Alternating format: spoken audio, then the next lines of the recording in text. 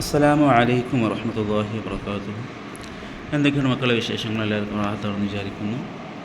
അപ്പോൾ ഇത് നമ്മുടെ നഹ്വുൽ വാദി അല്ലേ, അറബിക് ഗ്രാമർ. അപ്പോൾ അതിലെ ഒന്നാമത്തെ പാഠമാണ് ഇപ്പോൾ നാം എടുക്കുന്നത്. ഇത് നിങ്ങൾക്ക് മുമ്പ് നമ്മൾ കോളേജിലായിരിക്കും എല്ലാവർക്കും പറഞ്ഞു തന്നതാണ്. എന്നാലും ഇപ്പോൾ നിങ്ങൾ കുറേ ദിവസമല്ല നാട്ടിലൊക്കെ ആയിട്ട്, അപ്പോൾ ഒന്ന് റീവൈൻഡ് ചെയ്യിപ്പിക്കാൻ വേണ്ടിയിട്ട് എല്ലാവരും ഒന്നുകൂടി ഓർമ്മപ്പെടുത്താൻ വേണ്ടിയിട്ടാണ് വീണ്ടും ഒരു ഓൺലൈൻ പ്ലാറ്റ്ഫോമിലൂടെ നിങ്ങൾക്ക് ക്ലാസ് എടുത്ത് തരുന്നത്. അപ്പോൾ എല്ലാവരും പൂർണ്ണമായും ശ്രദ്ധിക്കണം കേട്ടോ, ഇൻഷാ അല്ലാഹ്. അപ്പോൾ നമ്മൾ ഒന്നാമത്തെ പാഠമാണ് ജുംലത്തുൽ മുഫീദ. ജുംലത്തുൽ മുഫീദ എന്ന് പറഞ്ഞാൽ ഇപ്പോൾ ഇംഗ്ലീഷിൽ നമ്മൾ സെൻറ്റൻസ് എന്ന് പറയില്ലേ, ഒരു പൂർണ്ണമായ ഒരു സെൻറ്റൻസ്. ഇപ്പോൾ നാം ഭക്ഷണം കഴിച്ചു, അല്ലെങ്കിൽ ഞാൻ പോയി കളിച്ചു, അങ്ങനെയൊക്കെ പറയില്ലേ. അങ്ങനെ ഒരു പൂർണ്ണമായ അവസാനിക്കുന്നൊരു ജുംലക്കാണ് എന്ത് പറയുക, സെൻറ്റൻസിനാണ് അൽ ജുംലത്തുൽ മുഫീദ എന്ന് പറയൽ. അതല്ലാത്തതിന് ഉദാഹരണം പറഞ്ഞുതരാം. ജുംലത്തുൽ മുഫീദ അല്ലാത്തതിനുള്ള ഉദാഹരണം കേട്ടോ. ഉദാഹരണത്തിന് ഞാൻ കളിച്ചാൽ, അത്ര പറയാം. അത് പറഞ്ഞാൽ ജുംലത്തുൽ മുഫീദ ആവൂല. ഞാൻ കളിച്ചാൽ ഞാൻ വിജയിക്കും, അപ്പോൾ അതെന്തായി? ജുംലത്തുൽ മുഫീദായി. വെറുതെ എന്ത് പറയാ, ഉസ്താദ് അടിച്ചാൽ, അല്ലെങ്കിൽ ഞാൻ പോയാൽ, അങ്ങനെയൊക്കെ പറഞ്ഞു അത് സെൻറ്റൻസ് പൂർണ്ണമായിട്ടില്ലല്ലോ. അപ്പോൾ അതൊരിക്കലും ജുംലത്തുൽ മുഫീദയാകൂല. പൂർണ്ണമായ സെൻറ്റൻസ് എപ്പോഴാകുന്നോ അതിനെക്കുറിച്ച് നമുക്ക് എന്ത് പറയാൻ പറ്റുള്ളൂ, അൽ ജുംലത്തുൽ മുഫീദ എന്ന് പറയാൻ പറ്റുള്ളൂ. മനസ്സിലായില്ലേ? അപ്പോൾ ഇതിൽ കണ്ടില്ലേ, അൽ ബുസ്താനു ജമീലുൻ, പൂന്തോട്ടമാകുന്നത് ഭംഗിയുള്ളതാകുന്നു. അശംസു, സൂര്യനാകുന്നത് തോലിയത്തുൻ, ഉദിച്ചതാകുന്നു. അതിൽ അഞ്ചാമത്തെ നോക്കൂ, യഈഷു സമക്കു, മീനെന്താകുന്നു, ജീവിക്കുന്നു. ഫിൽമാ, ഈ വെള്ളത്തിൽ. അപ്പോൾ പൂർണ്ണമായ ഒരു ജുംലയാണെങ്കിൽ അതിനെക്കുറിച്ച് എന്ത് പറയും, അൽ ജുംലത്തുൽ മുഫീദത്തു എന്ന് പറയും. അപ്പോൾ നീ കുളത്തിൽ ചാടിയാൽ, അങ്ങനെ മാത്രം പറഞ്ഞു എന്നുണ്ടെങ്കിൽ അതൊരിക്കലും ജുംലത്തുൽ മുഫീദയാകൂല അല്ലേ. കുളത്തിൽ ചാടിയാൽ എന്താ ഉണ്ടാവുക, അത് പറഞ്ഞിട്ടില്ലല്ലോ. വെറും കുളത്തിൽ ചാടിയാൽ എന്ന് പറഞ്ഞാൽ അതൊരിക്കലും ജുംലത്തുൽ മുഫീദയാകൂല. നീ കുളത്തിൽ ചാടിയാൽ എന്താകും, നീ മുങ്ങും, അല്ലെങ്കിൽ നീ നീന്തും എന്നൊക്കെ പറഞ്ഞാൽ എന്താകുള്ളൂ, അത് ജുംലത്തുൽ മുഫീദയാവുകയുള്ളൂ. അല്ലെങ്കിൽ അതൊരിക്കലും എന്താകൂല, ജുംലത്തുൽ മുഫീദയാവുകയില്ല. പിന്നെ ഈ ജുംലത്തുൽ മുഫീദ ആവണമെങ്കിൽ അത് ഒന്നെങ്കിൽ രണ്ട് വേർഡ് കൂടിയതായിരിക്കും. അറബിയിൽ കലിമത്തെന്ന് പറയും വേർഡിനെ, രണ്ട് വേർഡ് കൂടിയതായിരിക്കും. ഉദാഹരണത്തിനുണ്ടെങ്കിൽ അൽ ബുസ്താനു ജമീലുൻ, ബുസ്താൻ ഒന്നാമത്തെ വേർഡ്, ജമീൽ രണ്ടാമത്തെ വേർഡ്. അങ്ങനെ ഒന്നെങ്കിൽ രണ്ട് വേർഡുകൾ കൂടിയതായിരിക്കും നമ്മുടെ ജുംലത്തുൽ മുഫീദ. അല്ലെങ്കിൽ എത്ര വേർഡ്, രണ്ടിലേറെ വേർഡുകളുണ്ടായിരിക്കും. 2, 3, 4, 5, 6, 7 എത്രയും വരും. അപ്പോൾ രണ്ടാണ് മിനിമം 2 വേർഡ് ഉണ്ടെങ്കിൽ എന്താകുള്ളൂ, അത് ജുംലത്തുൽ മുഫീദയാവുകയുള്ളൂ.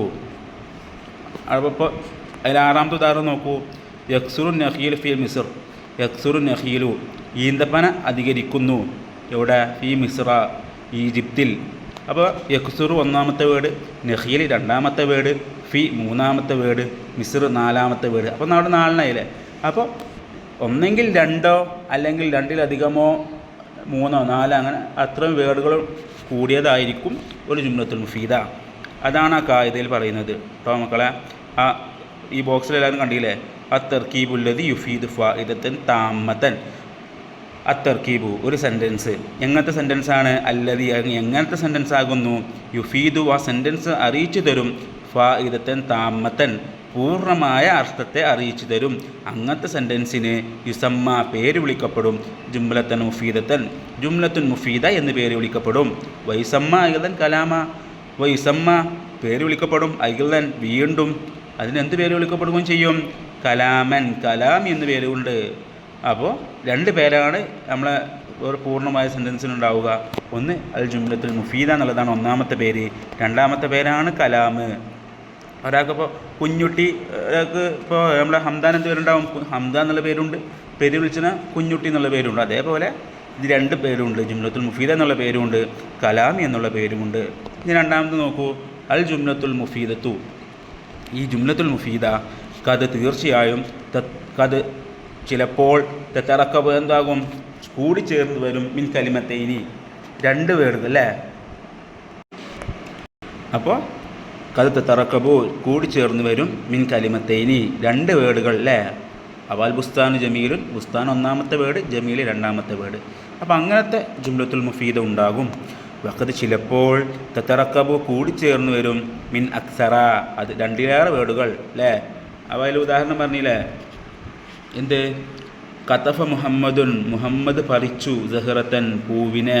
അപ്പോൾ കതഫ് ഒന്നാമത്തെ വേർഡ്, മുഹമ്മദ് രണ്ടാമത്തെ വേർഡ്, സഹറത്ത് മൂന്നാമത്തെ വേർഡ്. അപ്പോൾ രണ്ടിലേറെ വേർഡുകളും കൂടിച്ചേർന്നിട്ട് ജുംലത്തുൽ മുഫീദ വരും. അപ്പോൾ കുല്ലു കലിമത്തിൻ, അതിലെ ഓരോ വേർഡുകളും, ഫീഹ ആ ജുംലത്തുൽ മുഫീദയിലുള്ള എല്ലാ ഓരോ വേർഡുകളും, തുഅദ്ദു അത് എണ്ണപ്പെടും, ജുസ്അം മിൻഹ ആ ജുംലത്തുൽ മുഫീദയുടെ ഓരോ ഭാഗങ്ങളായിട്ട്. അപ്പോൾ അൽ ബുസ്താൻ എന്നുള്ളത് അൽ ബുസ്താനു ജമീൽ എന്നുള്ള ജുംലത്തുൽ മുഫീദയിലെ ബുസ്താൻ എന്താണ്?